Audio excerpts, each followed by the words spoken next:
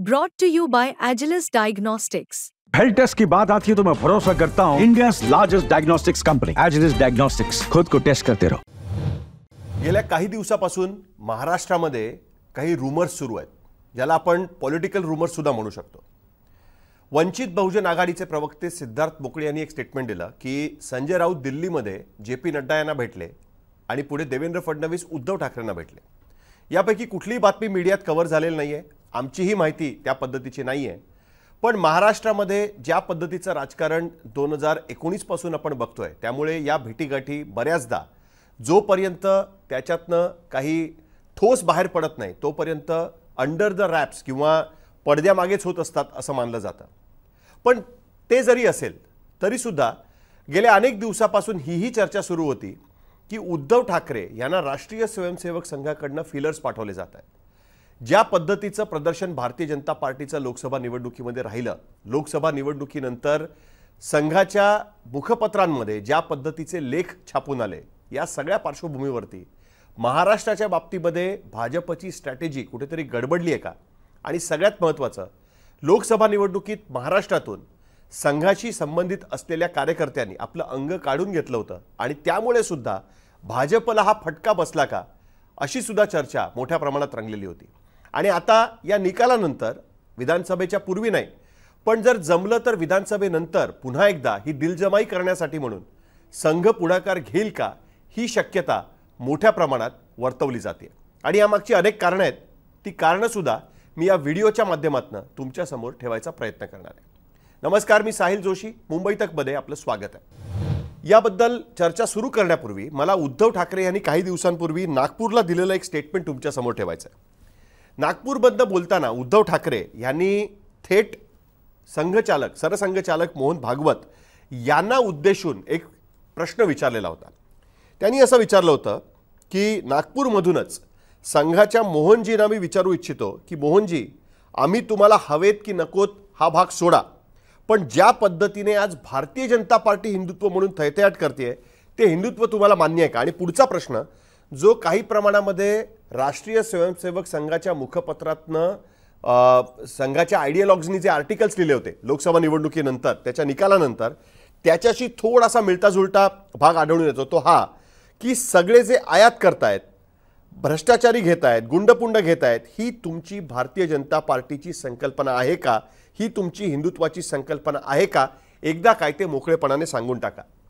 राष्ट्रीय स्वयंसेवक संघाच्या मुखपत्रामध्ये ऑर्गनायझरमध्ये रतन शारदा यांनी याच पद्धतीचा एक लेख लिहिलेला होता आणि कशा पद्धतीने अजित पवार यांच्यावरती आरोप लागले, भ्रष्टाचाराचे आरोप लागले आणि त्यानंतर त्यांना भारतीय जनता पार्टीने बरोबर घेतलं, हे संघाच्या कार्यकर्त्यांना, भारतीय जनता पार्टीच्या कार्यकर्त्यांना कसं रुचलं नाही, मतदारांना कसं रुचलं नाही, अशा पद्धतीची त्यांनी कारण मीमांसा लोकसभेच्या पराभवाची केलेली होती। त्याचबरोबर विवेक साप्ताहिकाचा उल्लेख सुद्धा त्याच्यामध्ये करायला हवा, कारण त्याच्यामधला रिपोर्टाज हा हेच सांगत होता की भाजपची ही स्ट्रॅटेजी भारतीय जनता पार्टीच्या तळागाळातल्या कार्यकर्त्यांना, निष्ठावान कार्यकर्त्यांना, त्यांनी असा शब्द वापरला होता की त्यांनाही काही रुचायला तयार नाही। त्याच बाबतीमध्ये उद्धव ठाकरे या ठिकाणी प्रश्न उपस्थित करतात। त्यावेळेस उद्धव ठाकरेंबरोबर स्टेजवरती अनिल देशमुख किंवा काँग्रेसचे नेते सुद्धा उपस्थित होतेच। पण ही चर्चा सुरू होण्यामागचं अजून एक कारण मला जाणवतंय। काही दिवसांपूर्वी इंडिया टुडे कॉन्क्लेव्ह झाली। त्या इंडिया टुडे कॉन्क्लेव्हमध्ये तुम्ही बघितलं असेल की सुनील आंबेकर, राष्ट्रीय स्वयंसेवक संघाचे प्रचार प्रमुख, हे त्या ठिकाणी उपस्थित होते। त्यांच्याशी इंडिया टुडेच्या प्रतिनिधींनी त्यांच्याशी संवाद साधला। संघाची एकूण स्ट्रॅटेजी काय असणार आहे 75व्या वर्षात पदार्पण करताना, या संदर्भातला हा संवाद होता।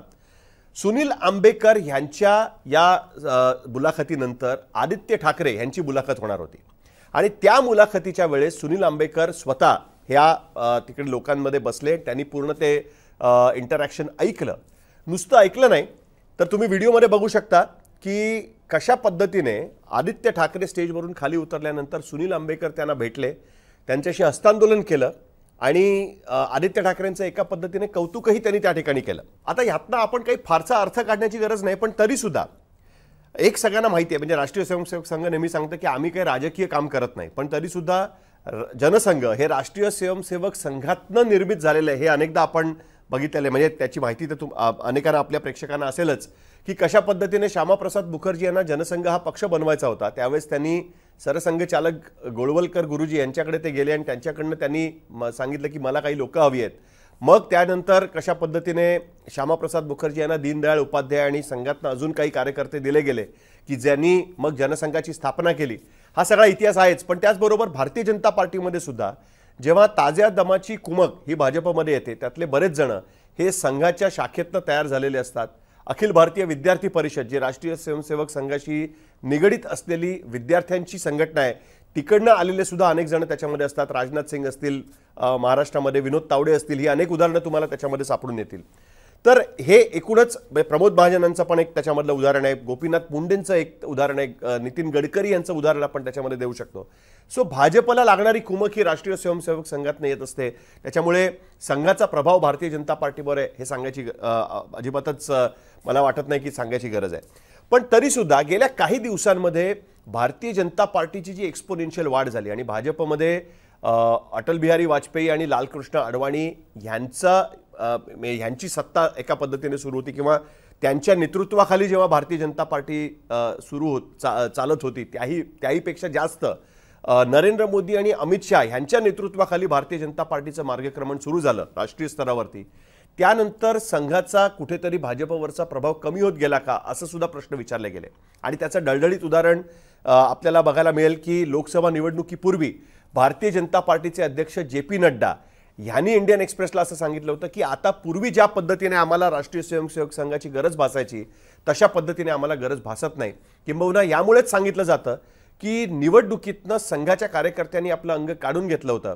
आणि जेव्हा भारतीय जनता पार्टीचे नेते महाराष्ट्रात झालेल्या डिबॅकलचं विश्लेषण करतात, त्याच्यामध्ये ते हेही म्हणतात की आमचा मतदार त्या पद्धतीने बाहेर पडला नाही. बऱ्याचदा संघाचे कार्यकर्ते भारतीय जनता पार्टीला पूरक असा मतदान केंद्रापर्यंत कसा जाईल ह्याची काळजी घेण्याचं सुद्धा काम करत असतात. त्याच्यामुळे तो एक फॅक्टर अत्यंत महत्त्वाचा ठरतो. आता लोकसभा निवडणुकीनंतर राष्ट्रीय स्वयंसेवक संघ महाराष्ट्रामध्ये ॲक्टिव्ह झालाय असंही भाजपचे अनेक कार्यकर्ते सांगतात. ॲक्टिव्ह झालाय म्हणजे काय, तर संघाचे नेते अतुल लिमये असतील किंवा हे सगळे जे नेते आहेत ते ज्या पद्धतीने भाजपच्या नेत्यांना सांगतायत की त्यांच्याबरोबर एक बैठक त्यांनी घेतली, पराभवाचं विश्लेषण त्यांनी ऐकलं आणि त्याच्यानंतर महाराष्ट्रातल्या वेगवेगळ्या भागांमध्ये जाऊन विविध लोकांची भेटीगाठी कशा पद्धतीने करता येतील या पद्धतीचं एक साधारण वेळापत्रक सुद्धा संघाकडनं बनवलं गेलं आणि त्यानुसार अनेक नेते वेगवेगळ्या कार्यकर्त्यांना भेटतायत, त्यांच्याशी बोलतायत, या सगळ्या गोष्टी सुरू आहेत. पण हे सगळं होत असताना कुठेतरी भाजपची महाराष्ट्रातली स्ट्रॅटेजी चुकली आहे का, हेही कुठेतरी संघामध्ये वाटायला लागलेलं आहे. अशा परिस्थितीमध्ये महाराष्ट्रातल्या निवडणुकीनंतर, विधानसभेच्या निवडणुकीनंतर बऱ्याचदा निवडणुकीनंतर पोस्ट पोल महाराष्ट्रामध्ये सत्ता बदल झालेला आपल्याला बघायला मिळतोय. अनेकदा एकमेकांच्या विरुद्ध अत्यंत तीव्रपणे भांडणारे पक्ष सुद्धा निवडणुकीनंतर एकत्र आलेले सुद्धा आपण बघितलेले आहेत. 1999 मध्ये काँग्रेसच्या सोनिया गांधी यांच्यावरती थेट टीका करून त्यांच्या विदेशी मुळाचा मुद्दा काढून शरद पवारांना पक्षातनं बाहेर पडावं लागलं. राष्ट्रवादी काँग्रेस बनवून त्यांनी काँग्रेसच्या विरोधात निवडणूक लढवली आणि 4च महिन्यात महाराष्ट्रामध्ये जेव्हा सत्ता स्थापनेची वेळ आली त्यावेळेस काँग्रेस आणि राष्ट्रवादी काँग्रेसने एकत्रितपणे येऊन सरकार बनवलेलं आपण बघितलेलं आहे. त्याच पद्धतीने 2019 मध्ये यापुढे भारतीय जनता पार्टीबरोबर युती कधीही करणार नाही अशा पद्धतीची घोषणा केल्यानंतर उद्धव ठाकरे यांनी भारतीय जनता पार्टीबरोबर फेब्रुवारी 2019 मध्ये केलेली युती सुद्धा आपण बघितलेली आहे. आणि त्याचबरोबर शिवसेना, काँग्रेस, NCP कधी एकत्र येऊ शकत नाही असं वाटत असताना 2019 मध्ये ते एकत्र आलेले आपण बघितलेले आहेत. त्याचमुळे त्याच पद्धतीने 2024च्या निकालानंतर जर विशिष्ट परिस्थिती उभी राहिली, कारण अनेक समीकरणांची चर्चा त्याच्यामध्ये होती. अजित पवारांना किती जागा मिळतील, शरद पवारांचा पक्ष हा महाराष्ट्रातला नंबर 2 किंवा 3चा पक्ष झाला तर पुन्हा शरद पवार आणि अजित पवार एकत्र येऊ शकतील का, राष्ट्रवादी काँग्रेसचं मनोमिलन होऊ शकेल का, याबद्दल सुद्धा मोठ्या प्रमाणात चर्चा सुरू आहे. हे सगळं होत असताना ज्यांच्याबरोबर आपली नॅचरल अलायन्स होती, नॅचरल युती होती, त्या पक्षाला, त्या नेत्याला एकत्र घेणं हे जास्त स्वीकार्य असेल महाराष्ट्रामध्ये, अशा पद्धतीची चर्चा ही राष्ट्रीय स्वयंसेवक संघामध्ये सुद्धा मोठ्या प्रमाणात सुरू आहे. मुळात शिवसेना भारतीय जनता पार्टीची युती ही सुद्धा फार विशिष्ट परिस्थितीत झालेली आहे. पूर्ण देशभर 1989 मध्ये ज्यावेळेस भारतीय जनता पार्टीने जनता दलाबरोबर अलायन्स केलेला होता त्यावेळेस फक्त महाराष्ट्रामध्ये जनता दलाबरोबरचा अलायन्स तोडून शिवसेनेबरोबर म्हणजे बाळासाहेब ठाकरे यांच्याबरोबर युती करण्याचा निर्णय हा भारतीय जनता पार्टीने घेतला होता. त्याही मध्ये राष्ट्रीय स्वयंसेवक संघाच्या महाराष्ट्रातल्या नेत्यांचा फार मोठा हात होता असं म्हटलं जातं. त्याच पद्धतीने 2024च्या निकालांचं विश्लेषण जे केलं जात आहे त्यामध्ये शिवसेना म्हणजे उद्धव ठाकरे आणि भारतीय जनता पार्टी यांचे नेते यांच्यामध्ये झालेल्या झगड्याचा फायदा हा काँग्रेस आणि शरद पवार यांना मात्र झाला. काही प्रमाणामध्ये एकनाथ शिंदे यांना सुद्धा झाला. पण सगळ्यात जास्त नुकसान जर आपण बघितलं असेल तर ते भारतीय जनता पार्टीचं आणि उद्धव ठाकरेंचं झालंय. भारतीय जनता पार्टीचा लोकसभेतला सगळ्यात खराब परफॉर्मन्स हा 2024 मध्ये आपल्याला बघायला मिळालाय. त्याचबरोबर उद्धव ठाकरेंच्या शिवसेनेचा परफॉर्मन्स सुद्धा उद्धव ठाकरेंना ज्या पद्धतीने अपेक्षा होती त्या पद्धतीने झालेला आपल्याला बघायला मिळत नाहीये. दुसरीकडे लोकसभेनंतर काँग्रेस ही अत्यंत ॲग्रेसिव्हली सीट शेअरिंगमध्ये आपला हक्क मांडताना बघायला मिळते. अशा परिस्थितीत काँग्रेस आणि उद्धव ठाकरे यांची अलायन्स 2024च्या विधानसभा निवडणुकीत जरी राहिली, काही प्रमाणामध्ये निवडणुकीनंतरही राहिली, तरी ज्या पद्धतीने भारतीय जनता पार्टीबरोबर 25 वर्ष सलग शिवसेना भाजप अलायन्स झालेली बघायला मिळाली होती त्या पद्धतीने तरी ते राहू शकणार नाहीत याची खात्री कुठेतरी RSSच्या नेत्यांना आहे. आणि म्हणून कमीत कमी उद्धव ठाकरेंबरोबर संवाद आपल्याला वाढवता येईल का याचाही विचार कुठेतरी संघात सुरू आहे. त्याच पद्धतीने शिवसेनेत सुद्धा, कारण शेवटी काँग्रेसला जर सगळ्यात जास्त जागा मिळाल्या तर उद्धव ठाकरे यांना मुख्यमंत्रीपद द्यायला काँग्रेस तयार होईल का हा एक प्रश्न आहेच. पण त्याचबरोबर राष्ट्रवादी काँग्रेसला सुद्धा जर 60 पेक्षा जास्त जागा मिळवता आल्या आणि उद्या राष्ट्रवादी काँग्रेसचे दोन्ही गट एकत्र आले त्याच्यानंतर सुद्धा उद्धव ठाकरेंच्या पक्षाचं काय होईल याची सुद्धा चिंता कुठेतरी शिवसेनेत सुद्धा आहे. त्यामुळे पोस्ट पोल अलायन्सच्या दृष्टीने, पोस्ट पोल चर्चेच्या दृष्टीने राष्ट्रीय स्वयंसेवक संघाचे नेते आणि उद्धव ठाकरे किंवा ठाकरे परिवार किंवा शिवसेना यांच्यामध्ये एक वॉर्मिंग अप सुरू झालंय की काय अशी एक आपल्याला शक्यता दिसायला लागलेली आहे. पण हे सगळं होत असताना अजूनही उद्धव ठाकरे भाजपबरोबर चर्चा करायला का तयार नाही?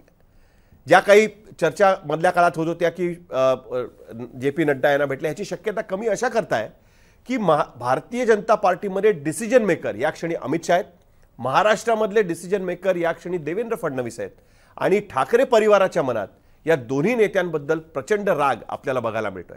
मग ते दिशा सालियन प्रकरण असेल, सुशांत सिंग राजपूत प्रकरण असेल किंवा महाराष्ट्रामध्ये झालेल्या ईडीच्या कारवाया असतील, कुठेतरी ठाकरे परिवाराला वाटतं की त्यामागे भाजपचे ज्येष्ठ नेते होते आणि अशा पद्धतीने त्यांनी 2019 मध्ये काँग्रेस NCP बरोबर शिवसेना गेली त्याचं उट्ट काढायचा प्रयत्न केला.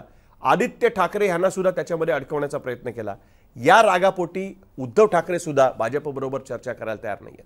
आणि सगळ्यात महत्त्वाचा मुद्दा राहतो तो एकनाथ शिंदेंचा.